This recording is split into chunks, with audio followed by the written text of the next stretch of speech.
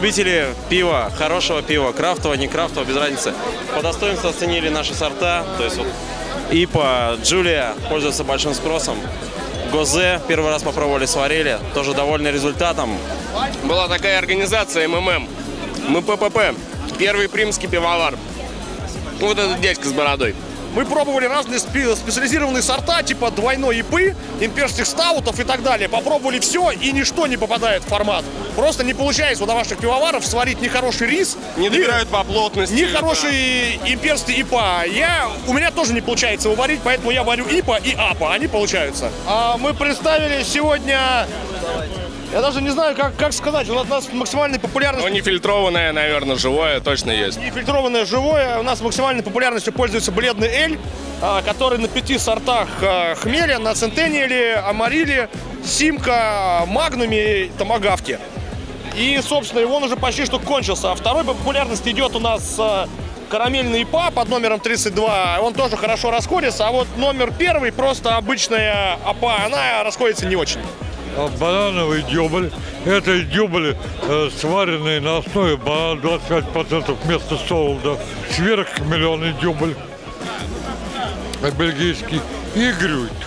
В основе грюйта таволга, наиболее популярное растение в скандинавском пивоварении, и киплей, то есть по-русски иван-чай, и тимьян. Сегодня мы привезли вайтипу, сегодня мы привезли овсяный саут, сейзон, ананасовый, да, и сегодня что еще было у нас? Мы пивоварня Брют, сегодня наш первый выход в свет, и мы представили American IPA под названием «Пионер». Название выбрано не случайно, это такой идеологический ход. Во-первых, в принципе, это наш первый выход в свет, то есть этот сорт первый, который люди пробуют массово, поэтому «Пионер» первопроходец. Для нашей пивоварни. Да, и также, в принципе, American IPA — это тот сорт, который был во главе угла крафтовой революции, тоже, в принципе, первопроходец. Мы использовали 3 сорта американского хмеля: Саммит, Каскад и Цитра. Саммит использовали для горечи, при этом она не выпирала, а уходила немножко на второй план в послевкусие.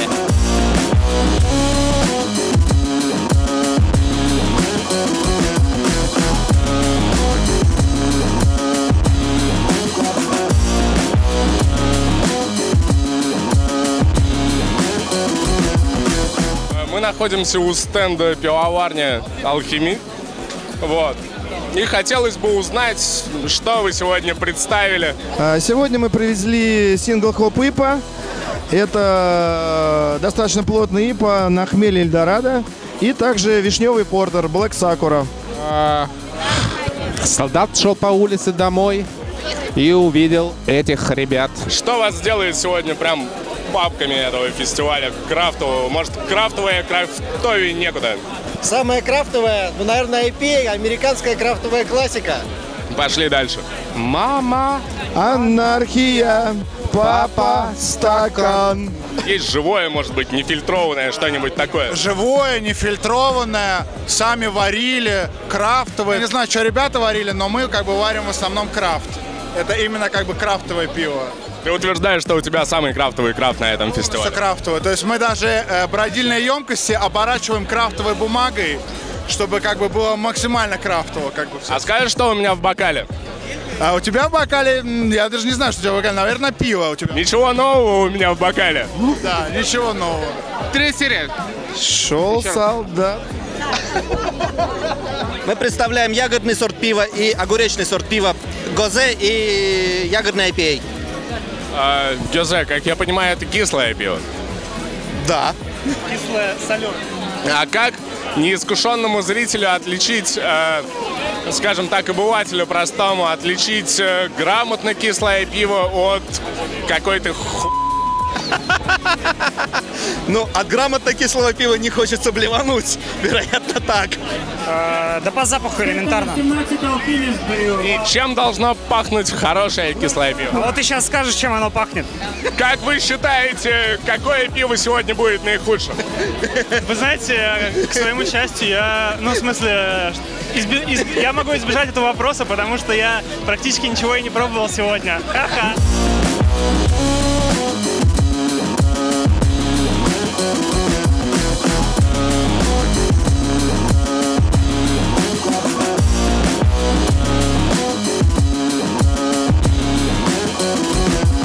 Расскажи, чем вы помогаете пивоварам в плане ингредиентов, что вы экспортируете, что, возможно, у нас производится, импортозамещение, вот все такие нюансы.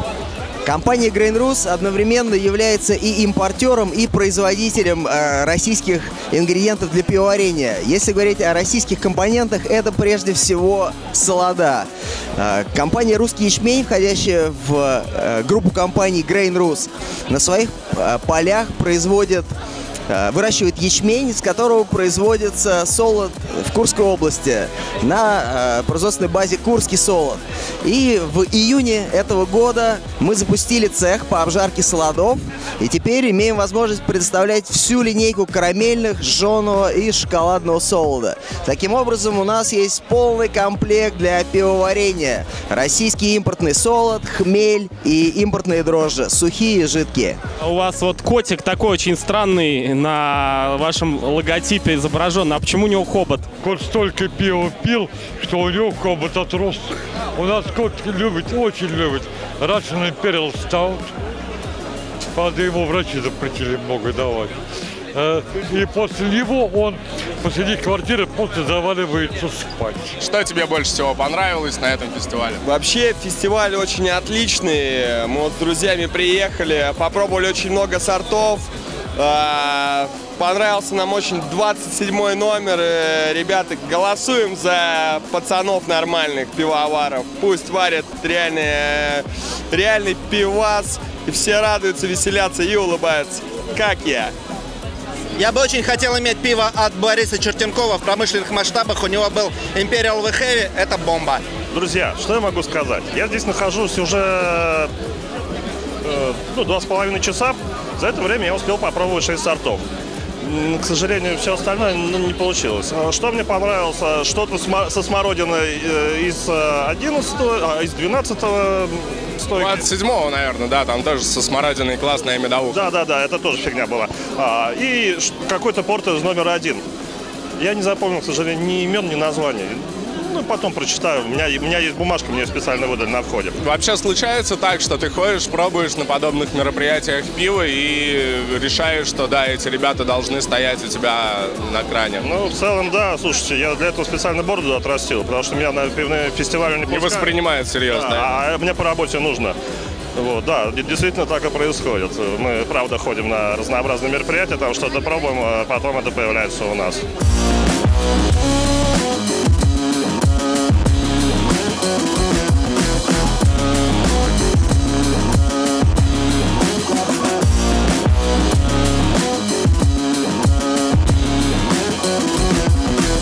В Петербурге очень тепло принимают, очень хорошая публика, увлеченные люди, интересуются рецептами, интересуются механизмами. Многие хотят заниматься пивоварением.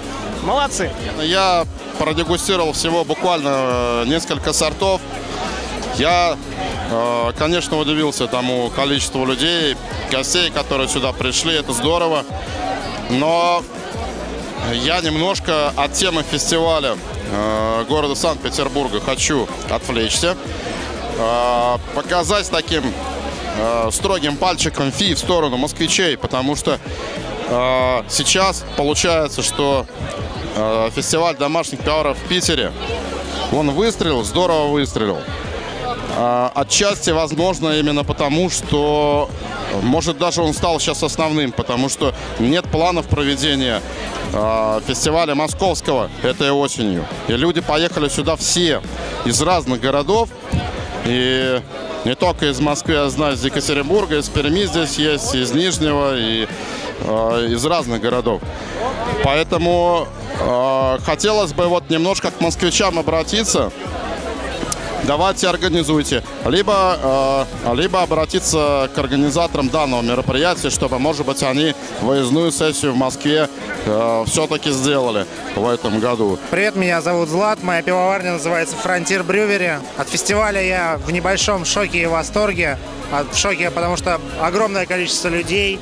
В восторге, потому что куча людей уже начинают разбираться вообще в пиве, в принципе. Сами подходят уже и говорят, это вот 30 IBU, это типа как бы норм.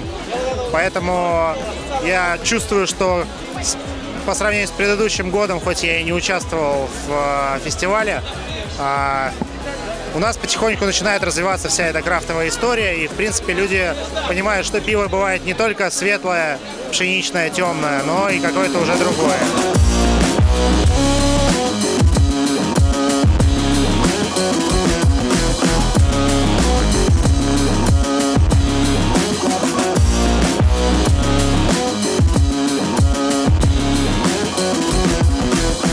Алексей, вы как опытный сидродел, так сказать, сидродел с килотонным опытом, что можете сказать о представленных здесь сортах именно яблочного творения?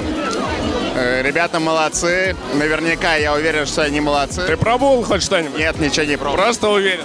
Откровенно говоря, мы когда планировали, как разобрать 3 сорта на 2 сессии, мы предположили, что тыквенное пиво, попробуют, оно овощное, оно такое американское, это нынче не модно, и его хватит на 2 сессии. А Витбер разойдется, он сладенький, он с пряностями, поэтому девочки прибегут. Черта с два.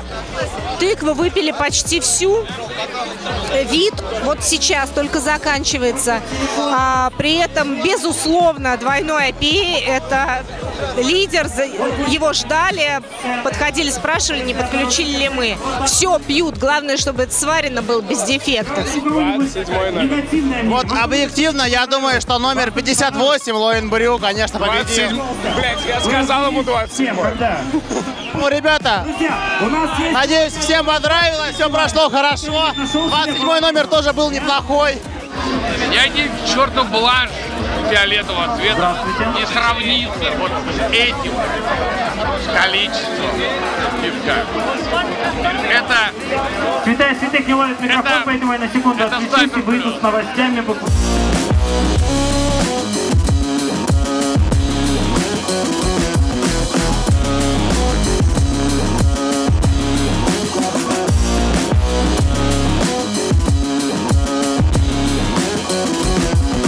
Мнение человека, который смотрел на этот фестиваль с высоты сцены, я могу сказать, что я просто офигел от количества народа. Такого количества мы ни организаторы, ни мы не представляли, что будет столько людей. Увы, в какой-то момент пришлось приостановить продажу билетов, потому что, иначе была бы давка. Позитивное впечатление о том, что очень многие подходили, благодарили за то, что огромное разнообразие сортов и никакого шмурдяка. И это действительно достижение, наверное, не компании «Мирбир», не организаторов, а все-таки пивоваров. И в какой-то степени, наверное, компания «Мирбир», которая учит этих ребят, помогает им разобраться в сортах, в стилях. В этом году пытались всех равнять по системе BJCP. И это очень важно. При всем многообразии сортов они были все подведены под систему BJCP. Говоря о качестве домашних пивоваров, качестве варки... Смотри, оператор-то бухает. Да. Да, оператор бухает, это здорово, я бы тоже прибухнул. Есть что-нибудь прибухнуть, ребят? Это ипашка, которую легко сварить, друзья. На самом деле, ситуация в том, что, конечно, безусловно, качество растет, качество сортов растет. То, что нет сегодня шмурдяка, это, наверное, не главное. Главное то, что ни одного практически из ребят, которые сегодня были представлены, нельзя назвать домашним пивоваром. Вы слышали? Мы называли всех пивоварнями. И это уже настоящие домашние пивоварни. И это уже совершенно другое. Пришло время объявлять победителей! Погнали, пока!